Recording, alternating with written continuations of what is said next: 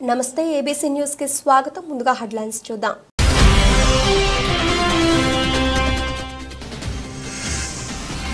వెలమ సంక్షేమ సంఘం ఆధ్వర్యంలో ఎమ్మెల్యే ఆదిరెడ్డి వాసుకు ఘన సన్మానం.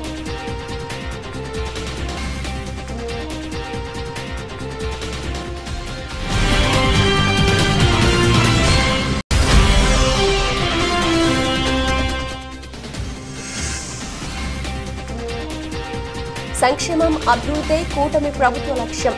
ఎమ్మెల్యే జ్యోతుల నెహ్రూ.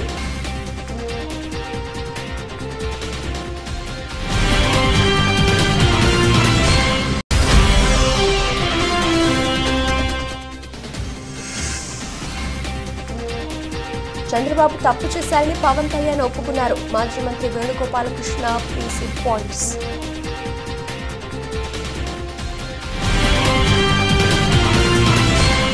కంఠంలో ప్రాణం ఉన్నంత వరకు టీడీపీలోనే ఉంటామని, లేకుంటే రాజకీయాలు మానేస్తామని రాజమండ్రి సిటీ ఎమ్మెల్యే ఆదిరెడ్డి వాసు పేర్కొన్నారు. ఆదివారం జైన్ రోడ్లో ఉన్న చెరుకూరి గార్డెన్స్ కళ్యాణ మండపంలో వెలమ సంక్షేమ సంఘం, వెలమ యువత, వెలమ ఉద్యోగ సంక్షేమ సంఘాల ఆధ్వర్యంలో రాజమండ్రి సిటీ ఎమ్మెల్యే ఆదిరెడ్డి వాసుకు ఘన సన్మానం జరిగింది. సభాధ్యక్షత వెలమ సంక్షేమ సంఘం నగర అధ్యక్షుడు కిలపర్తి శ్రీను వహించారు. కార్యక్రమంలో మాజీ మేయర్ ఆదిరెడ్డి వీరరాఘవమ్మ, వెలమ యువత అధ్యక్షుడు కొల్లి వెంకటదుర్గ ప్రసాద్, కొల్లి వెలసి హారిక, అలాగే చెలమూరి శ్రీనివాసరావు, చెల కేశవ్, చెల బాలమురళీ కృష్ణ, సపా వెంకటరమణ, వెలమ యువత కార్యదర్శి యాళ్ల ప్రదీప్ కుమార్ తదితరులు పాల్గొన్నారు.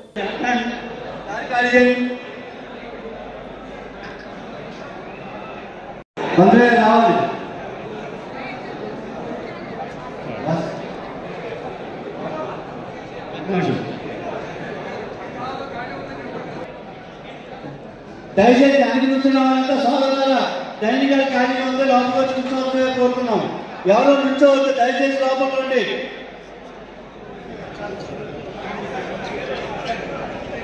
ఈస్ట్ గోదావరి, వెస్ట్ గోదావరి, కృష్ణా 3 జిల్లాల నుంచి కూడా మన సంఘం అతిరథ మహారథులు అందరూ కూడా వచ్చేసారు.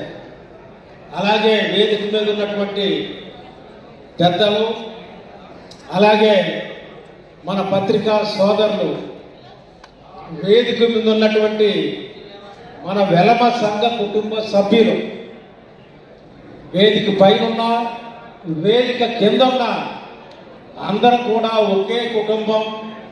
ఎవరికి ఏదొచ్చినా అందరం కలిసికట్టుగానే పనిచేయాలనే తపంతో ఉన్నటువంటి వ్యక్తులు మనం. అటువంటి మీ అందరికీ కూడా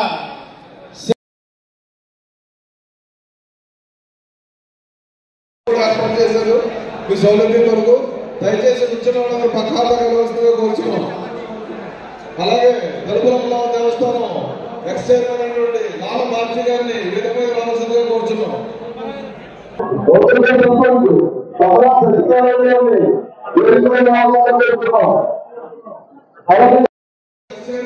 శ్రీ సుమ లావణ్య గారిని వేదికపై రావాల్సిందిగా కోరుచున్నాం. అన్నవరం దేవస్థానం ఎక్స్ చైర్మన్ శ్రీ జమీల్ గారిని వేదికపై రావాల్సిందిగా కోరుచున్నాం. చేసిన వెలమ బంధువులందరికీ నమస్కారం తెలియజేస్తూ, ఒకనాటి మన వెలమ సంఘం కొంతమంది నాయకుల వెనకాల మనం నాయకులు అనుకుని చెప్పే స్థాయి నుంచి మనకంటూ నాయకత్వం,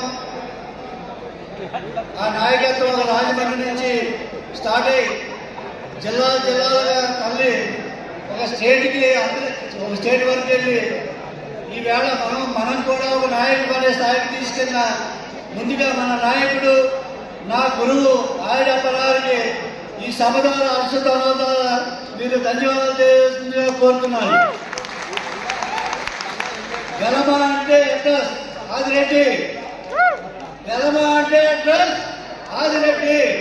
ఆ స్థాయికి తీసుకెళ్ళిన ఈ అప్పరానికి మరోసారి ధన్యవాదాలు తెలియజేస్తూ, ఈవేళ మన ఎమ్మెల్యే కోస్తా జిల్లాల ముద్దుబిడ్డ, ఉత్తరాంధ్ర ముద్దుబిడ్డ మన రామ్మోహన్ గారు అయితే కోస్తా జిల్లాల ముద్దుబిడ్డ ఈ సన్మానం ఏర్పాటు చేసుకోవడం మన వెలమ సంఘీయులందరూ చాలా గర్వించదగ్గ విషయాన్ని ఈ కార్యక్రమానికి ఇచ్చేది మీ అందరికీ ధన్యవాదాలు. ఇప్పటికే చాలా లేట్ అయింది కాబట్టి మరో వేరే వాళ్ళకి అవకాశం ఇచ్చి ఎవరైనా కానీ ప్రసంగాన్ని 2 నిమిషాలు పూర్తి చేయవలసిగా తర్వాత కోరుతున్నాం. ఎలా చేసామో అదే వృత్తంలో ఇవాళ మన ఆదిరెడ్డి వాసు గారికి సన్మానం ఏర్పాటు చేయడం జరిగింది. ఇది మనకి ఆదిరెడ్డి కుటుంబం నుంచి కూడా నలుగురు కూడా చేయడం జరిగింది. ఇంకొకటి ఉంది వాళ్ళకి ఎంపీగా, అది కూడా అవకాశం వస్తే ఎంపీ కూడా చేయాలని కోరుకుంటూ ఈ రోజున జిల్లా నుంచి ఈస్ట్ వెస్ట్ గోదావరి కృష్ణా జిల్లా నుంచి కూడా చాలామంది వెలుపలు రావడం జరిగింది. వాళ్ళందరికీ కూడా నమస్కారం తెలియజేసుకుంటూ ముఖ్యంగా మనకి ఈస్ట్ గోదావరి జిల్లా వెలుపక సంఘం కమిటీ వేయాలి, అప్పారావు ఆధ్వర్యంలో కూర్చొని ఒక కమిటీ కూడా తొందరలో ఏర్పాటు చేస్తామని కూడా చెప్పుకుంటూ అలాగే ఈ రోజు ఇంతమంది ఇచ్చేసిన అందరూ కూడా ఎమ్మెల్యేకి సన్మానం అనగానే విశాఖపట్నం నుంచి, తుని నుంచి, జగ్గంపేట నుంచి, కాకినాడ నుంచి, అమలాపురం నుంచి, రాయవరం నుంచి ఇలా ఈస్ట్ గోదావరికి సంబంధించిన అందరూ, వెస్ట్ గోదావరి నుంచి వచ్చిన అందరూ కూడా వెలమ సంఘీయులందరికీ కూడా నా హృదయపూర్వక నమస్కారాలు తెలియజేసుకుంటున్నాను. అట్లాగే ఈ కార్యక్రమాన్ని ఇంత గొప్పగా నిర్వర్తించినటువంటి రాయమండ్రి వెలమ సంఘం అధ్యక్షుడు కిలపర్తి సీని గారికి, అట్లాగే కప్ప వెంకటరమణ గారికి, కొల్లుబుజ్జి గారికి, యామిరెడ్డి సత్యనారాయణ గారికి, కోళ్ళ రామచంద్ర గారికి ఒక అభినందన తెలియజేయడం చిన్న విషయం కాదు. ఇంత పెద్ద ఈవెంట్ కూడా ఏంటంటే మా ఆదిరప్పారావు వీళ్ళందరినీ మానిటరింగ్ చేస్తారు. వేదిక పైన ఉన్నటువంటి ఈరోజు ఆదిరెడ్డి వాసుకి నా ఆశీస్సు. మాజీ ఎమ్మెల్సీ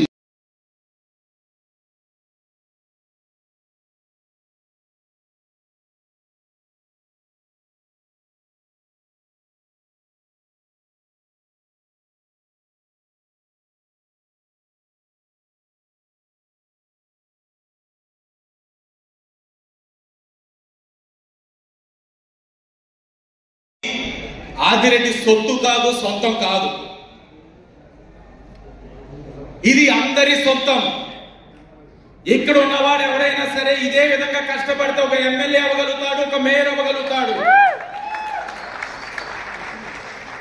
అది అవుతాడా అని ఆలోచించే ప్రతి ఒక్కడు ఆలోచించండి. ఏ 2 రూపాయలతోటి జీవితం మొదలుపెట్టిన ఆదిరెడ్డి అప్పారావు అవ్వగలిగింది. నేనెందుకు అవ్వలేనని కష్టపడితే ప్రతి సామాన్యుడు కూడా అవ్వగలడు. నమ్మండి, మిమ్మల్ని మీరు నమ్మండి, మీ మీద మీకు విశ్వాసం పెంచుకోండి. ఆదిరెడ్డి అప్పారావు గారు శాసన మండలిలో అయితే, ఉభయ గోదావరి జిల్లాకి శాసన మండలి సభ్యులుగా అయితే మొట్టమొదటిగా అడుగుపెట్టింది ఆదిరెడ్డి అప్పారావు గారు. సరే, ఎమ్మెల్సీ అయ్యింది, ఎమ్మెల్యే అవకాశం వచ్చింది. అక్కడ కూడా మళ్ళా సమస్యలు వచ్చినాయి, ఎదుర్కొన్నాం, పోరాడాం, అన్నీ చేశాం.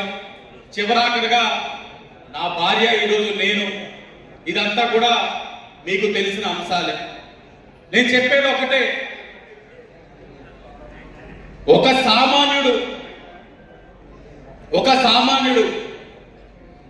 తలుచుకుంటే, కష్టపడితే అనితర సాధ్యం అని అన్ని కూడా సాధించగలడు అనడానికి ఉదాహరణ ఆ సామాన్యుడే. అటాచ్ చేసేసారు. ఈ రోజులా కనపడుతున్నాం కానీ మా దగ్గర చిల్లి గవ్వ ఆస్తి లేదు, మొత్తం అటాచ్మెంట్స్ లోనే ఉన్నాయి. జగన్మోహన్ రెడ్డి గారి పుణ్యం అన్న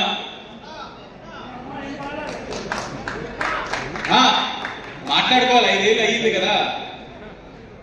అలాగే కేసులు పెట్టడంతో పాటు వేధింపులు, అవకాశం ఇంటి బయటికి నేను అడిగడితో కేసు, ఏదైతే నేను జీవితంలో చూడకూడదని కూడా చూపించేశారు. ఒకటి, జైలుకి వెళ్ళాలని ఎవరూ కోరుకోరు, జైలుకి వెళ్ళాం. సరే, నేను వెళ్ళాను బాగానే ఉందని అనుకుంటే, రెండవది, ఎవరు కూడా కళ్ళెదుకుండా వారు తండ్రి బాధపడడం చూడలేడు. అది కూడా జైల్లో ఉద్దేశపూర్వకంగా నేను నా తండ్రి బాధ చూసి చలించి, భయపడి, బెదిరి, వారు పెట్టిన మాటలకి షరతులు కట్టుబడి వైఎస్ఆర్ కాంగ్రెస్ పార్టీలో చేరాలని కోరారు. తొడగొట్టి నిలబడతానన్నాను, నిలబడ్డాను. నేను బాధపడినప్పుడు జైల్లో నా తండ్రిని అడిగా, నేను తట్టుకోగలుగుతున్నాను కానీ మిమ్మల్ని చూస్తే బాధ అనిపిస్తుందంటే ఆయన ఒకటే చెప్పారు, ఆస్తులన్నీ కూడా అటాచ్మెంట్ చేసేసారట, పేపర్లో వచ్చింది. ఎందుకంటే జైల్లో ఉంటే పేపర్లు వస్తాయి, చదువుకోవచ్చు. ఏమన్నా రమణి పైకి రండి, ఈశ్వర్ గారు మీరు రండి, గిరిజర్ మీరు. రెడ్డి కుటుంబం ఆస్తులన్నీ అటాచ్ చేసేసారు అన్నారు. నేను వెంటనే అప్పారావుని అడిగితే ఒకటే అన్నారు, నేను 2 రూపాయలతో వచ్చినప్పుడు నా దగ్గర ఏ ఆస్తి లేదు, ఎవరూ లేరు, ఎదుర్కొన్నాం, తట్టుకున్నాం, ఇంత ఆస్తి సంపాదించాం, ఇంతమంది అభిమానుల్ని కూడగట్టుకోగలిగాం, దేనికి భయం, నువ్వు అలాగే వెళ్ళు అన్నారు. ఆ రోజే నిర్ణయించుకున్నాం, మీరు ఆస్తులు నాగండి, వ్యక్తిగతంగా నన్ను ఎన్ని ఇబ్బందులు పెట్టండి, ఎన్ని వ్యక్తిగత దూషణలు చేయండి, ఈ 5 సంవత్సరాలు నా మీద చేసినంత వ్యక్తిగత దూషణలు ఎవ్వరు కూడా పడలా. ఆఖరికి నా కొడుకుని కూడా విమర్శించి ఇబ్బందులు పెట్టారు మాటలతోటి, పోలీసులతోటి. నా కొడుకుని, చిన్న పిల్లవాడిని కూడా ఇబ్బంది పెట్టింది గత ప్రభుత్వం. ఇన్ని చేసినప్పుడు నేను ఒక్కటే నిర్ణయించుకున్నాను, ఎన్నైనా పోనివ్వండి, సంపాదించుకునే వయసు ఉంది, ఆయన ఆశీస్సులు ఉన్నాయి ఆదిరెడ్డి అప్పారావు గారిది. కానీ ఎన్ని చేసినా నా నుంచి నన్ను, నా కుటుంబాన్ని ఆశీర్వదిస్తున్న ఈ అభిమానుల్ని లాక్కోలేరు. అదే ఆలోచనతోటి పనిచేసా, పనిచేస్తూనే ఉన్నా. ఈరోజు 2024లో నాకు తెలిసి ఇదొక చరిత్ర. 67% ఓటింగ్ పడితే 73,000 మెజార్టీ అంటే, అదే గాని ఒక 75% ఓటింగ్ పడి ఉంటే 1,00,000 ఓట్లు వచ్చేవి. దీని మొత్తటికి కారణం మా వెన్నంటే ఉండి నడిపించిన కుటుంబ సమానమైన వెలమ సంఘ సభ్యులు. తూర్పుగోదావరి జిల్లా మాజీ మంత్రి వేణుగోపాలకృష్ణ పీసీ పాయింట్స్. పవన్ కళ్యాణ్ దీక్ష చేస్తారట, చంద్రబాబు తప్పు చేశారని పవన్ కళ్యాణ్ ఒప్పుకున్నారు. మీ భాగస్వామి పార్టీ అయిన బీజేపీ ప్రభుత్వం అయోధ్య విషయంలో తిరుమలను మోడల్గా తీసుకోమనడం నిజం కాదా? చంద్రబాబు స్వామివారి పవిత్రతను గతంలో ఎన్నడూ లేని విధంగా దెబ్బతీశారు. చంద్రబాబు చేసిన తప్పును సరిదిద్దడానికే ప్రాయశ్చిత్త దీక్ష చేస్తున్నారా? ఇప్పుడు తిరుమలలో ఈవో ఏ పని చేస్తున్నారో గత ప్రభుత్వంలో ఈవోలు అదే పని చేసేవారు.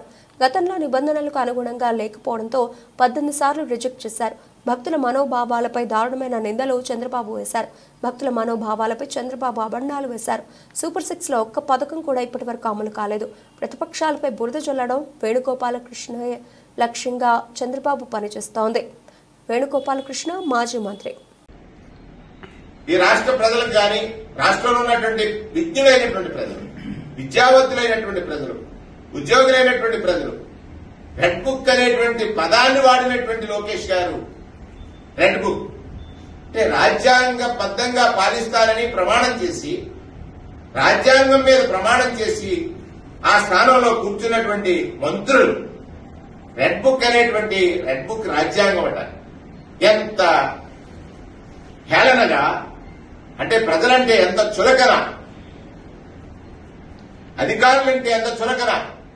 ప్రభుత్వాధికారి ఆ ప్రభుత్వంలో పనిచేస్తే పనిచేసిన అధికారుల పట్ల ఈ ప్రభుత్వం తీసుకునేటువంటి నిర్ణయాల వల్ల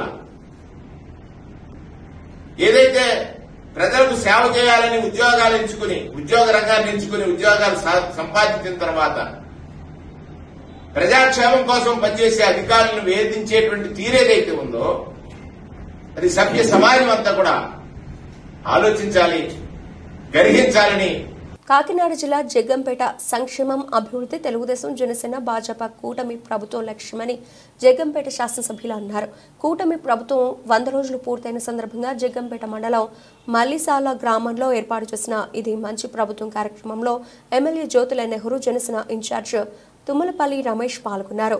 మలిసాల చేరుకున్న ఎమ్మెల్యే జ్యోతుల నెహ్రూకు గ్రామ మాజీ సర్పంచ్ పైడిపాల చంద్రావతి సూరిబాబు ఆధ్వర్యంలో ఘనంగా స్వాగతం పలికి వారి ఇంటి వద్ద తేనీటి విందు ఇచ్చారు. అనంతరం సెంటర్ గల ఎన్టీఆర్ విగ్రహానికి పూలమాలలు వేసి అంజలి ఇది మంచి ప్రభుత్వం కార్యక్రమం ఏర్పాటు చేసిన పంచాయతీ కార్యాలయం వద్ద సర్పంచ్ సర్వసిద్ధి నూకరత్నం లక్ష్మణరావు దంపతులు ఘన స్వాగతం పలికే సభకు అధ్యక్షత వహించారు. ఈ కార్యక్రమంలో ఎస్వీఎస్ అప్పలరాజు, అత్తులూరి నాగబాబు, మారసటి భద్రం, పైడిపాల సూరిబాబు, సర్పంచ్ సర్వసిద్ధి నూకరత్నం లక్ష్మణరావు, ఎంపీటీసీ కానవరెడ్డి, సూర్యకుమారి రామకృష్ణ, రేఖా బులిరాజు, ముండ్రు ఎర్రబాబు, పైడిపాల సత్యబాబు, సియాదుల పెద్దకాపు, తొట్టిపూడి నాగేశ్వరరావు, ఉప sarpanch Mudda Rajbabu, Chava Venkannababu, Pogaru Yesu, Nakireddy Suryavathi, Ananthalakshmi, MRO, MDO, APO, మండలంలోని సర్పంచ్లు, ఎంపీటీసీలు, మండలంలో అన్ని శాఖల అధికారులు పాల్గొన్నారు.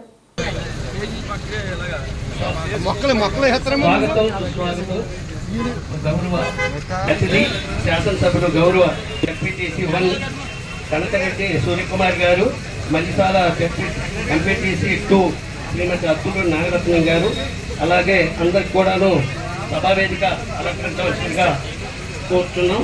అలాగే నియోజకవర్గ మండల స్థాయి పెద్దలందరినీ వేదిక అలంకరించవలసిందిగా కోరుతున్నాం.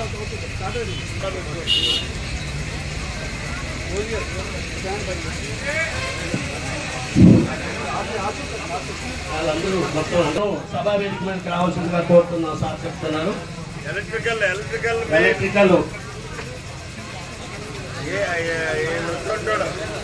మీరిద్దరు ఎంఆర్ఓ, మీరు ఏం చేస్తున్నారో ప్రభుత్వ పరంగా చెప్పుకోండి. మేము రాజకీయం చేస్తున్నాం.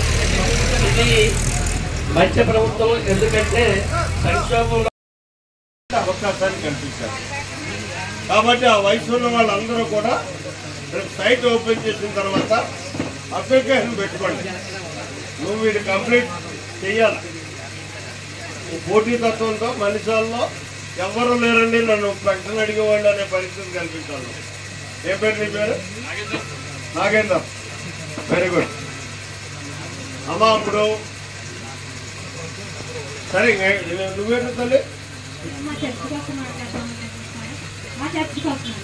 చర్చి అలాగే మేమందరూ సంబంధించి పునాది నిలబెట్టుకున్నామండి. ట్రస్ట్ నాయకులందరూ మాకు అన్నీ చేస్తామని అన్నారండి, మీకు సహాయం చేస్తామన్నారండి.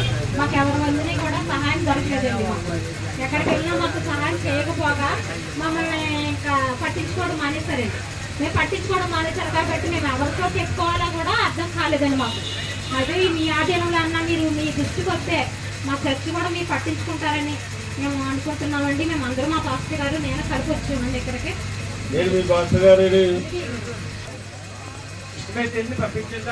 ఎవరికి?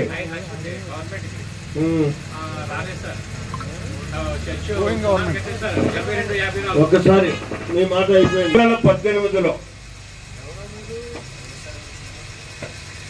నేను 60 చర్చిలకి నిధులు తెచ్చాను 4 మండలాల్లోనే. ఏ ఒక్కటి కూడా పని మొదలట్లేదు. రాజపూడి కంప్లీట్ చేసేది అంటున్నారు. 2019లో మమ్మల్ని ఇంటికి పంపేశారు. మీరు ఇంటికి పంపేసిన తర్వాత 5 సంవత్సరాల్లోని నేను తెచ్చిన 60 చర్చల్ని ఎందుకు మీరు ఉపయోగించుకోలేకపోయారు?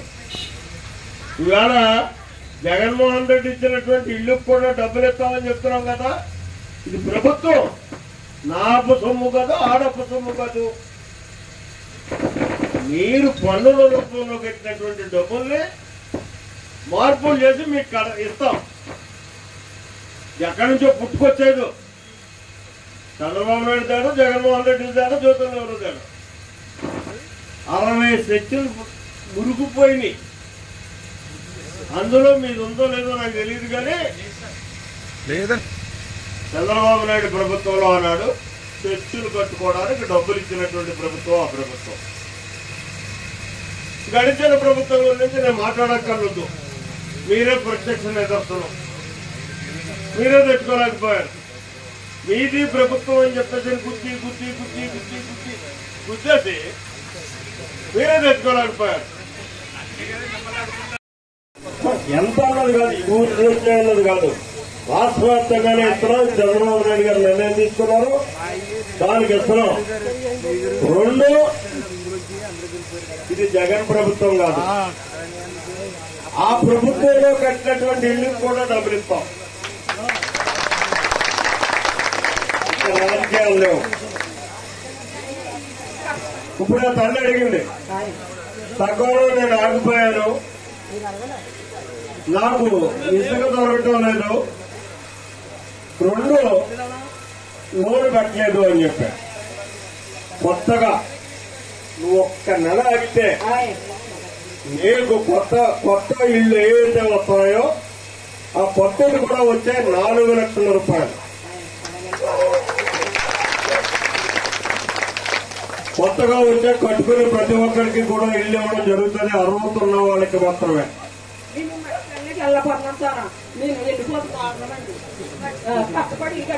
నువ్వు వెళ్ళాలి, నువ్వు వెళ్ళి ఏం చేసేస్తున్నావు, నీ గురించి నాకు తెలుసు. వెళ్ళి నెట్వర్క్ ఎంగేజ్మెంట్ చెట్టు కూర్చో, నీ 200 నీకు ఇస్తారు. అమ్మా నీకు భర్త కొడుతుందా, భర్త లేడా? ఇప్పుడు మూలంలోనే సైట్ ఓపెన్ చేస్తున్నారు. మీ సచివాలయానికి వెళ్ళి నువ్వు పెట్టించుకో. సచివాలయ ఎవరండి దానికి చేసి బాధ్యులు ఎవరు? సచివాలయం అని నువ్వే కదా, దృష్టిలో పెట్టుకో. ఇటువంటి కేసులు ఎన్నున్నా సరే నువ్వు పెట్టు. నిన్నే చంద్రబాబు నాయుడు గారు అనౌన్స్ చేశాడు, కొత్త పెన్షన్లు ఇవ్వబోతున్నాం అని చెప్పేసాను. నేనేమంటానంటే నిర్మూలకంగా అన్నారు, నువ్వు పెన్షన్ తీసేయని అంటున్నాను. మీరు నన్ను కొట్టినా తిట్టినా సరే తీసేయాలి కదా.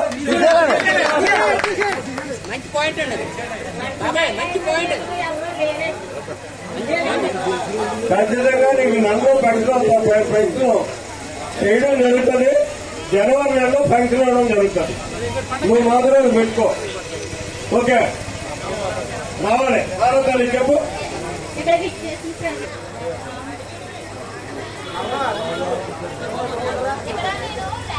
రేషన్ కార్డు పెట్టుకోవాలంటే మ్యారేజ్ సర్టిఫికేట్ కావాలంటున్నారండి.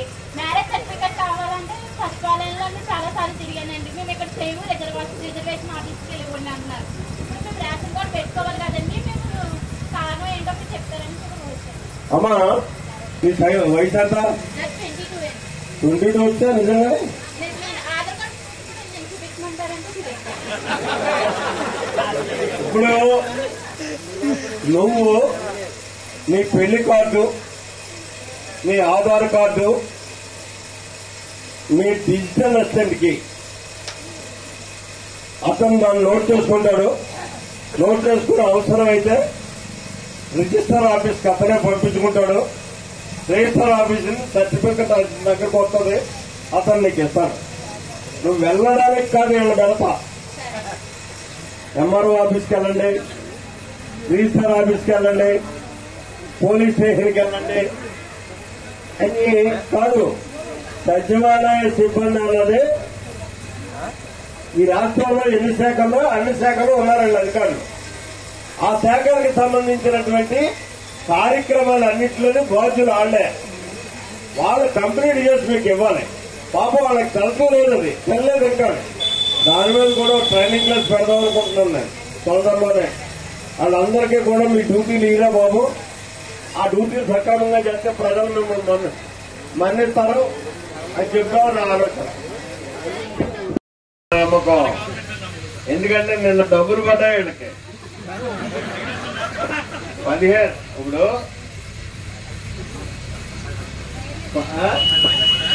15 ప్రణాళికా సంఘం డబ్బులు వచ్చి 10 లక్షల రూపాయలు పడ్డాయి. దాని మీద తీసుకుపోలే వెనక్కి. గత ప్రభుత్వం లాగా పంచాయతీ నిధులు పంచాయతీలో ఉన్నాయి, ఎంపీపీ నిధులు ఎంపీపీకి ఉన్నాయి. 24 లక్షలు ఇచ్చావు ఈ పెద్ద మంచి. ఏం చేస్తాను, ఎవరి నిధులు వాళ్ళ దగ్గరే ఉంటాయి, అవి ఆ స్థాయిలో ఖర్చు పెడతారు. ఇది మంచి ప్రభుత్వం. అర్థమైందా? అది ఇప్పుడు పోతే ఏదైతే మనం నిజమైనటువంటి ప్రజా వేదికను నిర్వహించుకున్నాం. మీ ఆలోచనలన్నీ నా దగ్గరకు వచ్చాయి, మా ఆలోచనలన్నీ మీ దగ్గరికి వెళ్ళాయి. అవును కదా? ఉపన్యాసాలు చెప్పేస్తే సుఖమే ఉంది. గట్టిగా 4 అరుపులు వచ్చేస్తాను, తప్పట్లు కొట్టేస్తాను, నేను కారు ఎక్కేస్తాను, మీరు ఇంటికి వెళ్ళిపోతాను. ఒక టైంని మనం ఇచ్చిస్తున్నామంటే అది సమాజానికి ఉపయోగపడాలి, మనకు ఉపయోగపడాలి. మీరు వ్యక్తిగతమైనటువంటి సమస్యలు అడిగారు, సమాజానికి ఉపయోగపడేటటువంటి సమస్యలు అడిగారు. చాలా సంతోషం. నెంబర్ 1, ఇలా ఇబ్బంది పడకుండా ఒక 6 మాసాల కాల వ్యవధిలోనే ఒక ఫంక్షన్ హాల్ను మనం నిర్మాణం చేసుకుందాం. దాని మీద రాజకీయాలు ఆడకుండా ఏ స్థలాన్ని నేను చూపెడితే ఆ స్థలాన్ని ఈ వేదిక మీద ఉన్నటువంటి పెద్దలు అందరూ ఒప్పుకోవాలి. ఒప్పుకోకపోతే ఏం చేస్తారు? మీరు సింపుల్ పెట్టుకోవాలి. రెండోది, గతంలో సిమెంట్ రోడ్లు వేసినాం, మనం ట్రైన్లు ఏర్పాటు చేసుకోవాలి. మీరు చెప్పింది కరెక్టే. ఇప్పుడు అతను చెప్పినటువంటి 10 లక్షలతో ట్రైన్లు అయిపోవు, నీ ట్రైన్ అవుతామో. ఎందుకంటే సిమెంట్ రోడ్డుకి రూపాయి అయితే 2 వైపులు వేసే ట్రైన్లకు 2 రూపాయలు అవుతుంది, అంత ఖరీదు అవుతుంది. నేను ఒక్క 15 రోజుల లోపల ప్రపోజల్ పంపాం, శాంక్షన్ అయి వచ్చేస్తుంది. మీ ఊరికి యాక్చువల్ గా మనం కంప్లీట్ డ్రైన్స్ సిమెంట్ రోడ్లు వేసుకోవాలనుకుంటే ఎంత కావాలి అంటే 99 లక్షల రూపాయలు, అంటే ₹1 కోటి అయితే అయిపోతాయి. అయితే ఇప్పుడున్నటువంటి లక్షల అవకాశం బట్టి ప్రశ్నించడానికి ఏర్పాటు చేసుకున్నటువంటి సభ ప్రజా వేదిక. ఈ వేదిక మీద ఉన్నటువంటి పెద్దలందరికీ మళ్ళీ ఏ ఒక్కడు మర్చిపోయినా గొడవ మనం. పేరు పేరున నా హృదయపూర్వకమైనటువంటి ధన్యవాదాలు తెలియజేసుకుంటూ, ఎప్పుడు ఎంతో ఆప్యాయత అనురాగాలతో నన్ను ఆదరిస్తున్నటువంటి మల్లిసాల గ్రామ సోదరీమణులు సోదరులకు ప్రత్యేకమైనటువంటి హృదయపూర్వకమైనటువంటి ధన్యవాదాలు. పత్రికా సోదరులు, మీడియా సోదరులు, అధికారులు అందరికీ పేరు పేరున నా హృదయపూర్వకమైనటువంటి ధన్యవాదాలు. ఈరోజు మీరు అధికారం ఇచ్చి 100 రోజులు భయపడ్డది. ఈ 100 రోజుల కాలంలో ప్రభుత్వ పరంగా చంద్రబాబు నాయుడు గారు రాష్ట్ర ముఖ్యమంత్రిగా, పవన్ కళ్యాణ్ గారు ఉప ముఖ్యమంత్రిగా సమైక్యంగా పనిచేసినటువంటి కూటమి ప్రభుత్వం ఏం చేసింది, రాబోయే రోజుల్లో ఏం చెయ్యాలి అన్న దాని మీద ప్రధానంగా ఈరోజు ఈ ప్రజా వేదికను మనం నిర్వహించుకోవడం జరుగుతుంది. అంటే మేము ఉపన్యాసాలు చెప్తే సరిపోదు, మీరు అడగాలి, మీరు చెప్పాలి. ఇది మంచి ప్రభుత్వం అని చెప్పి మీరందరూ మనస్ఫూర్తిగా ఒప్పుకుంటున్నారా? అక్కడ రాధాకృష్ణ గారు అసలు దొంగ స్థానంలో పొందినందుకు మేము చాలా కృతజ్ఞులు. ఈసారి మనం చేయాల్సింది సరే. నేను చెప్పాలనుకున్న అన్ని కూడా మా అప్పలరాజు గారు ఫ్యాబ్రిక్ చెప్పేశాడు, భద్రం గారు చెప్పేశాడు. మీకు కావాల్సినటువంటి కోరికలన్నింటినీ కూడా సింపుల్గా సర్పంచ్ గారు మొగుడు చెప్తే వాళ్ళ తమ్ముడు సూర్యబాబు గారు మొత్తం చదివేశారు. మనసు ఉన్నటువంటి ప్రభుత్వం ఇవాళ పనిచేస్తుంది ఈ రాష్ట్రంలో. ఖచ్చితంగా తొందరలోనే నిధులు సమకూర్చుకొని మైనారిటీ వ్యవస్థను పరిరక్షించడం కోసం మసీదులకి డబ్బులు ఇస్తాం, చర్చలకి డబ్బులు ఇస్తాం. ఓకే సార్, ఆ మైక్ ఇంకోటి ఇచ్చేస్తే. బులెటిన్ ముగించే ముందు హెడ్లైన్స్ మరోసారి.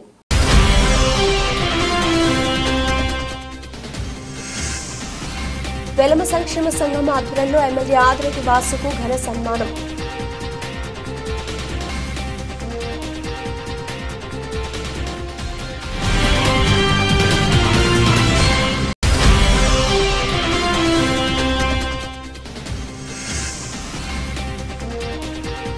సంక్షేమం అభివృద్ధి కూటమి ప్రభుత్వ లక్ష్యం. ఎమ్మెల్యే జ్యోతుల నెహ్రూ.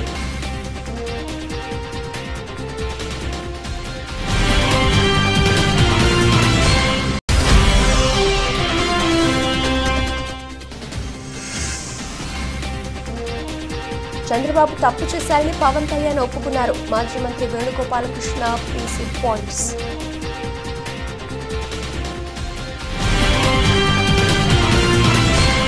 ఇవి ఇప్పటివరకు నవల్సిన అప్డేట్స్. మరిన్ని అప్డేట్స్తో మళ్ళీ కలుద్దాం. అంతవరకు సెలవు. నమస్తే.